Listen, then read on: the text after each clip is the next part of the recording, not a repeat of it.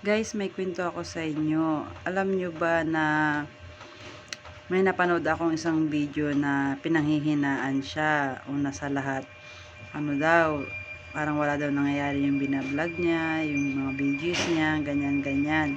Alam mo ba yung reply ko? Sabi ko sa kanya, bakit ka pinanghihinaan? Unang-una sa lahat, may wifi ka. Pwede kang mag-react, pwede kang mag-engage, at pwede kang manood kung ano pang magiging idea mo. Samantalang yung iba nga, walang mga wifi, pero hindi sila nag-give up, lumalaban sila. Ang ginagawa nila, naglo-load sila kasi hindi naman kasi ganun kadali. Kailangan kasi paghirapan mo at maging patient ka, marunong ka maghintay. Kasi kung para sa'yo talaga yan, ibibigay yan. Pero kung susuko ka rin lang naman agad, ibig sabihin, talo ka na. Kasi hindi mo pa nga sinusubukan, umaayaw ka na, 'di ba?